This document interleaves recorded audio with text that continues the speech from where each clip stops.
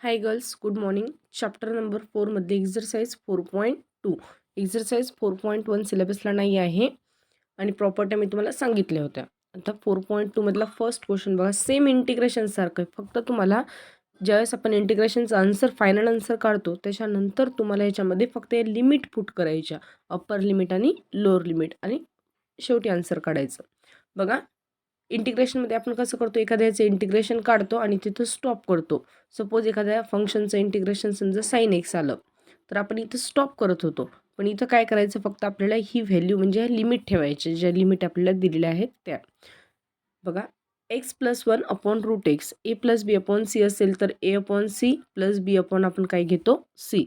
हे एक झालं. त्याच्यानंतर म्हणजे एक्सला रूट एक्सनं डिवाईड केलं आणि 1ला सुद्धा रूट एक्सनं डिवाईड केलं, ही फर्स्ट स्टेप झाली. त्यानंतर ह्या एक्सला आपण कसं लिहू शकतो, root x into root x लिहू शकतो आणि अपॉनमधले रूट एक्स, ह्याचा अर्थ हा रूट एक्स आणि रूट एक्स काय झालं, कॅन्सल, म्हणजे फक्त एकच रूट एक्स राहतो. हे इथे रूट एक्स किंवा रूट एक्सलाच आपण काय घेऊ शकतो, परत एक्स टू द पॉवर 1/2 घेऊ शकतो, कारण आपल्याला इंटिग्रेशन काढायला सोपं जाईल. 1 अपॉन रूट एक्स जर असेल, हे 1 अपॉन रूट एक्स ह्याला आपण कसं लिहू शकतो, 1 upon x to the power 1/2. आता हे बेसमध्ये आहे एक्स टू द पॉवर 1/2, हे वरी जाऊन काय होणार आहे, हे पॉझिटिव्ह आहे, वरी जाऊन काय होणार आहे, negative. X to the power -1/2 म्हणजे ही व्हॅल्यू आलेली, एक्स टू द पॉवर -1/2. आता ह्याचं जर तुम्ही इंटिग्रेशन काढलं, एक्स टू द पॉवर एनचं इंटिग्रेशन, तर आपण काय करतो, 1/2 प्लस 1 करतो, अपॉनमध्ये 1/2 प्लस 1 करतो. ह्या दोन्हींचं कॅल्क्युलेशन केलं तर एक्स टू द पॉवर आपल्याला काय भेटणार आहे, 3/2, आणि इथं सुद्धा काय भेटणार आहे, 3/2. म्हणजे ही स्टेप आपल्याला भेटणार आहे. आणि लिमिट ॲज इट इज ठेवून द्यायची 0 1 to 9. त्याच्यानंतर प्लस ह्याचं जर तुम्ही इंटिग्रेशन काढलं, एक्स टू द पॉवर -1/2चं जर आपण इंटिग्रेशन काढलं, तर ते इंटिग्रेशन आपल्याला काय भेटणार आहे, x to the power -1/2 plus 1 upon -1/2 plus 1. ह्यांचं जर आपण कॅल्क्युलेशन केलं तर x to the power -1 plus 2 केलं तर आन्सर काय भेटणार आहे, 1/2 अपॉनमध्ये 1/2. म्हणजे याचं पूर्ण आन्सर आपल्याला काय भेटलेलं आहे, x to the power 1/2 upon 1/2 from 1 to 9. आता हे जे 3/2 आहे, आपण जर सपोज हे 3/2 आहे, हे 2 आपण इकडे घेऊ शकतो, म्हणजे 2/3 करू शकतो. हे इथं लिहिलं. त्याच्यानंतर आता राहिलं काय, फक्त याच्यामध्ये एक्स टू द पॉवर 3/2. ह्या एक्स टू द पॉवर 3/2ला आता हे कॉन्स्टंट नंबर आपण साईडला घेऊन टाकला. 3/2ला 1 to आपल्याला काय घ्यायचं, 9 घ्यायचं. एकदा अप्पर लिमिट ठेवायची फर्स्ट टाईम, म्हणजे 9च्या प्लेसवर काय पुट करायचं, सॉरी एक्सच्या प्लेसवर काय पुट करायचं, 9. 9चा पॉवर काय घ्यायचं आपल्याला, 3/2. मायनसमध्ये एक्सच्या प्लेसवर खालची लिमिट ठेवायची, म्हणजे 1. 1चा पॉवर काय घ्यायचं, 3/2. 1चा कोणताही पॉवर घेतला तर आन्सर काय येणार आहे, 1. 9चा पॉवर 3/2 याचा अर्थ काय, याला आपण असं लिहू शकतो, 9चा पॉवर 1/2 इंटू 3. आणि 9चा पॉवर 1/2 म्हणजे स्क्वेअर रूट 9, आणि स्क्वेअर रूट 9 किती आहे, 3. 3चा पॉवर आपल्याला काय घ्यावं लागणार आहे, 3. म्हणजे 3चा पॉवर 3 मायनस काय आलं, 1. याचा अर्थ इथं आपल्याला काय भेटलं, 3चा पॉवर 3 मायनस 1. आणि 3चा पॉवर 3 म्हणजेच काय असणार आहे, 27 असणार आहे. ह्याची व्हॅल्यू किती आली आपली, 27. -1 प्लस, आता हे 1/2 सुद्धा आपण 2/1 केलं इकडं, म्हणजे हे आलं 2. आता 9चा पॉवर 1/2 म्हटलं तर आन्सर काय येणार आहे, 3 येणार आहे. -1चा पॉवर 1/2 म्हटलं तर आन्सर काय येणार आहे, 1 येणार आहे. मग 3 - 1 केलं तर आन्सर काय येते, 2. म्हणजे इथं आपल्याला काय भेटणार आहे, 2. आणि हे 2 × 2 केलं तर आन्सर काय भेटणार आहे, 4. या दोन्हींची सबस्ट्रॅक्शन जर आपण केली तर ही 26 येणार आहे. 26नं 2ला मल्टिप्लाय केलं तर आन्सर काय भेटणार आहे, 52 अपॉन 3 प्लस 4, आणि परत क्रॉस मल्टिप्लिकेशन करून आन्सर 64/3. त्याच्यानंतर बघा second question, integration from 2 to 3 1/x² + 5x + 6. असं समजायचं अगोदर की ह्याला लिमिट कोणतीच नाही, जसं आपण इंटिग्रेशन फाइंड करतो तसं इंटिग्रेशन फाइंड करायचं. तर ह्याचे फॅक्टर आपण कसे पाडणार, एक्स 6चे असे फॅक्टर पाडा ज्याची ॲडिशन +5 आली पाहिजे, x + 3 आणि x + 2, म्हणजे 3 × 2 = 6, 3 आणि 2 किती होणार आहेत, 5. हे झाले याचे फॅक्टर. आता हेच आपल्याला वरी ॲडजस्ट करून फक्त काय आणायचं, 1 आणायचं. सपोज मी एक्स हेच जर प्लसच्या फॉर्ममध्ये घेतलं, x + 3 आणि इथं घेतलं x + 2, हे कॅन्सलेशन म्हणजे खालचं हे जे आहे डिनॉमिनेटरमध्ये, हेच मी वरी घेतलं, फक्त याच्यामध्ये साईन कोणतं द्यायचं, असं साईन द्यायचं की आपल्याला ह्याचं आन्सर काय भेटलं पाहिजे, +1 भेटलं पाहिजे. +1 कधी भेटेल? जेव्हा x - x होणार आहेत, तेव्हा आपल्याला काय भेटणार आहे? +1 भेटणार आहे. सपोज इथे जर आपण मायनस दिलं, तर x - x कॅन्सल होणार आहे. 3 - 2 काय होणार आहे? मायनस प्लस काय होणार आहे? मायनस. 3 - 2 काय होणार आहे? 1 होणार आहेत. म्हणजे इथे जर आपण मायनस साईन दिलं, तर आपल्याला आन्सर काय भेटणार आहे? 1. याचा अर्थ दोन्हींच्या मिडलमध्ये कोणतं साईन द्यायचं? मायनसचं. आता ह्यानं जर आपण ह्याला डिवाइड केलं, तर हे x + 3 काय झालं? कॅन्सल. काय राहते? 1/x + 2 मायनस ह्यानं जर आपण ह्याला डिवाइड केलं, तर x + 2 काय राहते? झालं कॅन्सल. 1/x + 3 × dx. आता ह्याचं इंटिग्रेशन काय येणार आहे? log x + 2 मायनस ह्याचं इंटिग्रेशन काय येणार आहे? log x + 3 आणि लिमिट काय आहे? From 2 to 3. log a - log b असेल, तर log a/ काय येणार आहे? b 2 to 3. आता इथे जर आपण लिमिट पुट केली, तर एकदा 3 लिमिट पुट करा, नंतर मायनस करून 2 पुट करा. log 3 + 2/3 + 3 मायनस log इथं एक्सच्या प्लेसवर आपल्याला काय ठेवायचं? 2. log 2 + 2/2 + 3. log 3 + 2 किती होतात? 5/6 मायनस log 2 + 2 किती होणार आहेत? 4. 4/5 इक्वल्स टू.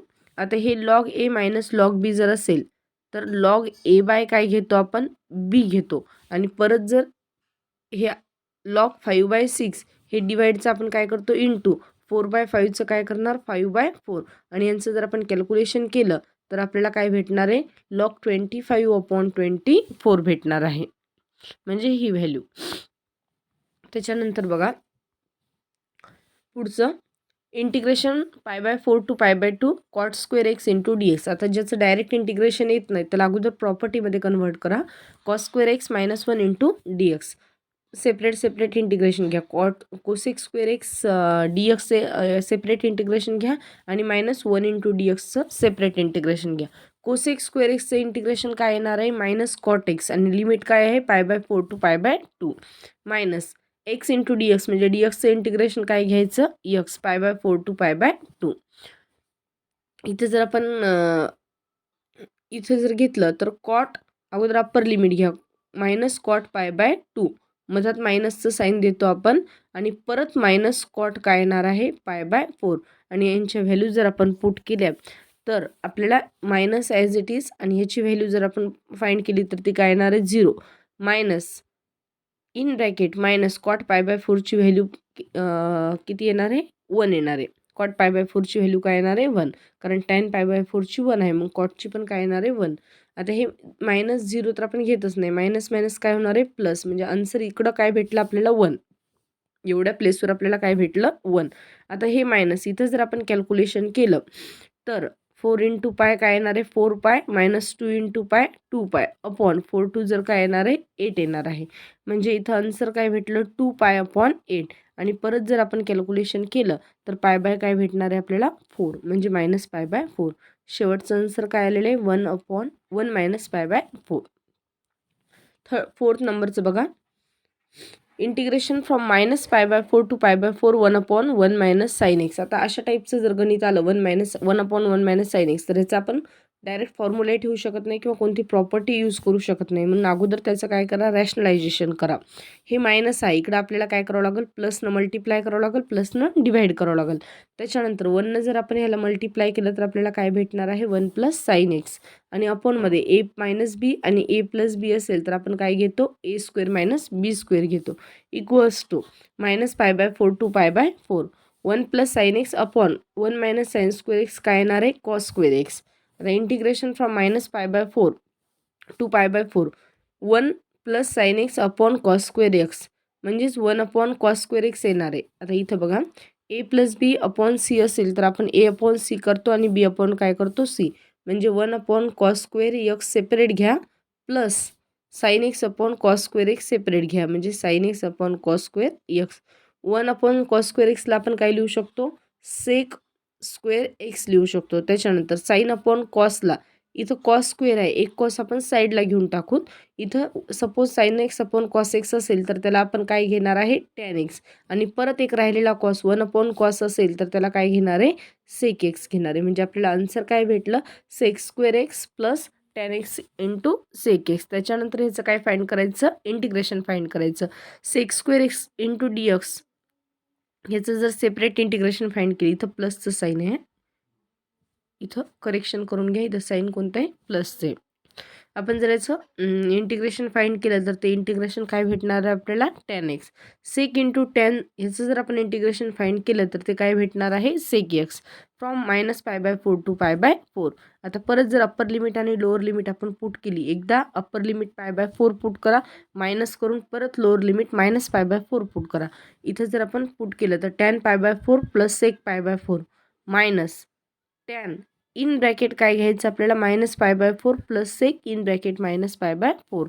आता tan π/4 म्हणजेच tan π/4 ची व्हॅल्यू काय भेटणार आहे आपल्याला, 1 प्लस सेक π/4 ची व्हॅल्यू काय आहे, √2 minus in bracket tan of -π/4 असेल तर त्याला आपण काय लिहू शकतो, -tan π/4 प्लस सेक कॉस किंवा सेक असेल फक्त कॉस ऑफ -θ किंवा सेक ऑफ -θ असेल तर फक्त ह्याचंच आन्सर आपण काय घेतो, पॉझिटिव्ह घेतो. म्हणजे इथं सेक आलेले म्हणून सेक ऑफ -π/4च्या प्लेसवर आपण काय घेऊ शकतो, सेक π/4, कारण ते फॉर्म्युला आहे. हे ॲज इट इज ठेवा, minus as it is tan π/4 ची व्हॅल्यू 1 आहे म्हणजे -1 प्लस इथं काय येणार आहे, सेक π/4 त्याची व्हॅल्यू काय आहे, √2. परत जर आपण कॅल्क्युलेशन केलं तर 1 प्लस √2 मायनसनं जर मधातल्याला मल्टिप्लाय केलं तर मायनस प्लस काय होणार आहे, -√2. हे √2 काय झालं, कॅन्सल. 1 + 1 काय राहणार आहे इथं, 2. त्याच्यानंतर क्वेश्चन नंबर 5 बघा. Integration from 3 to 5 1/√2x + 3 -√2x - 3 into dx. इथं सुद्धा आपल्याला काय करावं लागणार आहे, रॅशनलायझेशन करावं लागणार आहे. इथं मायनसचं साईन आहे, आपल्याला प्लसनं रॅशनलायझेशन करावं लागणार आहे. म्हणजे इंटूमध्ये आपण हीच टर्म फक्त कशामध्ये घेणार, प्लसमध्ये. त्याच्यानंतर ह्यानं जर ह्याला मल्टिप्लाय केलं तर तेच भेटणार आहे, प्लस रूटला मल्टिप्लाय केलं तर फक्त रूट कॅन्सल होणार आहे, फक्त काय राहते 2x + 3 मायनस प्लस काय होणार आहेत, मायनस रूटला मल्टिप्लाय केलं तर आन्सर काय राहणार आहे, 2x + 3. म्हणजेच इथे जर आपण परत कॅल्क्युलेशन केलं, 2x + 3 मायनसनं पूर्ण ब्रॅकेटला मल्टिप्लाय केलं तर -2x + 3 -2x + 2x काय झालं, कॅन्सल. 3 आणि 3 काय राहणार आहे, 6. म्हणजे बेसमध्ये आपल्याला काय भेटलेलं आहे, 6 भेटलेलं आहे. आता ह्याच्यातला 6 आपण कॉन्स्टंट आहे म्हणून बाहेर काढला तर इंटिग्रेशनमध्ये काय राहते, 3 to 5 फक्त एवढी टर्म राहणार आहे. आता ह्याचं इंटिग्रेशन जर आपल्याला काढायचं असेल तर ह्याचा पॉवर आपण काय लिहू शकतो, 1/2 घेऊ शकतो आणि ह्याचं सुद्धा पॉवर काय घेऊ शकतो आपण, 1/2 घेऊ शकतो. आता x⁴n जर असेल तर आपण काय करणार, x⁴n + 1/n + 1 हे घेणार. परत काय करणार, 2x + 3 ह्याचा पॉवर आपण काय घेणार, 1 × 1 2 × 1 म्हणजे 3/2 घेणार आणि इथं सुद्धा काय घेणार आपण, 3/2. म्हणजे ह्याचं इंटिग्रेशन आपल्याला एवढं भेटलेलं आहे. तसंच ह्याचं इंटिग्रेशन सेम तेच भेटणार आहे, फक्त आणि ह्याच्यामध्ये परत ह्याचं जर आपल्याला डेरिव्हेटिव्ह काढायचं असेल x⁴n, पण परत जर आपल्याला ह्याचं इंटिग्रेशन काढायचं असेल तर ते इंटिग्रेशन काय येणार आहे, 2x + 3चं इंटिग्रेशन म्हणजे ही 3/2 तर येणारच आहे अपॉनमध्ये, पण परत 2चं इंटिग्रेशन जर आपण काढलं 2x तर ते काय भेटणार आहे, 2 भेटणार आहे. म्हणून इथं दोन्हीकडे 2 लिहिलेले, 2 कॅन्सल करून टाका. नंतर आता लिमिट जर आपण सपोज पुट केली, इथं लिमिट किती आहे, 5. एक्सच्या प्लेसवर जर आपण 5 पुट केले, आता हे 1/6 दोन्हीला डिवाइड आहेत. हे जे 1/6 आहे ह्याला पण डिवाइड आहेत आणि ह्याला पण डिवाइड आहेत. समजा आपण ह्याला जर घेतले तर एक्सची व्हॅल्यू जर आपण 5 घेतली, हे 2, एक्सची व्हॅल्यू किती आहे, 5 + 3 याचा पॉवर काय घ्यायचं आपल्याला, 3/2 आणि अपॉनमध्ये काय राहिलं, 3. म्हणजे 6नं 3ला मल्टिप्लाय केल्यानंतर 18 येणार आहे.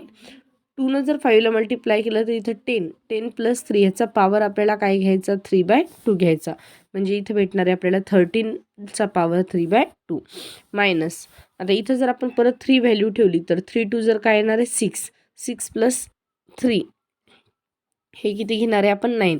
म्हणजे 9चा पॉवर आपल्याला काय भेटला, 3/2 प्लस परत ह्याला जर मल्टिप्लाय केलं तर 1/18च येणार आहे. इथं परत त्याच व्हॅल्यू पुट करा म्हणजे आपल्याला आन्सर इथं काय भेटणार आहे, 7⁴ 3/2 - 3/2 3⁴ 3/2. आता ह्याचं जर कॅल्क्युलेशन केलं तर याचा अर्थ काय असणार आहे, 13चा पॉवर 3/2 म्हणजे 13 ह्याचा पॉवर 1/2 आणि इंटू आपण काय घेऊ शकतो 3, किंवा ह्याला परत कोणत्या फॉर्ममध्ये घेऊ शकतो आपण 13 इंटू √3च्या फॉर्ममध्ये घेऊ शकतो. म्हणजे 13चा पॉवर 3/2 जर आपल्याला आणायचं असेल तर आपण ह्याला 13चा पॉवर इथं काही नसते म्हणजे 1 असते, आणि 13चा पॉवर परत काय घेऊ शकतो आपण 1/2, आणि दोन्ही बेस जर सेम असेल तर 13चा पॉवर 1 + 1/2 आपण केलं तर 13चा पॉवर आपल्याला काय भेटणार आहे 3/2 भेटणार आहे. याचा अर्थ 13चा पॉवर 3/2 ह्याच्या प्लेसवर आपण 13चा पॉवर 1 म्हणजेच 13 आणि 13चा पॉवर 1/2 म्हणजेच √13, म्हणजे 13 इंटू √13 हे आपल्याला भेटलेलं आहे. मायनस इथं सुद्धा 9√9 घेऊ शकतो आपण, प्लस 1/18. 7 टू द पॉवर 3/2ला सुद्धा आपण 7√7 घेऊ शकतो, आणि 3 टू द पॉवर 3/2ला सुद्धा आपण 3 इंटू √3 घेऊ शकतो. आता हे 1/18 जर आपण कॉमन काढले दोन्हीमधून बाहेर तर इथं काय राहणार आहे, फक्त एवढी टर्म राहणार आहे पूर्ण. आता इथं जर आपण कॅल्क्युलेशन केले 13√3, सॉरी इथं 13√13 आहे, इथं सुद्धा करेक्शन करून घ्या 1 मिनिट.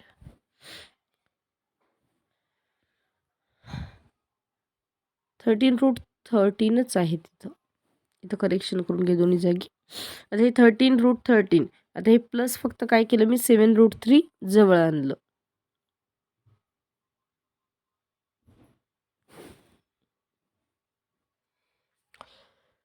इथं दोन्ही जागी करेक्शन करून घ्या बघा. इथं 13√3 आहे, त्याच्यानंतर आपण प्लसमध्ये ही टर्म जवळ आणली, इथं सुद्धा 7√7 आहे दोन्हीकडं. त्याच्यानंतर हे जे -9√9 आहे, म्हणजे √9च्या प्लेसवर आपण काय घेऊ शकतो 3 घेऊ शकतो, म्हणजेच -27 भेटणार आहे आपल्याला हे इथे, आणि हे -3√3 ॲज इट इज. त्याच्यानंतर क्वेश्चन नंबर 7 बघायच्यातला.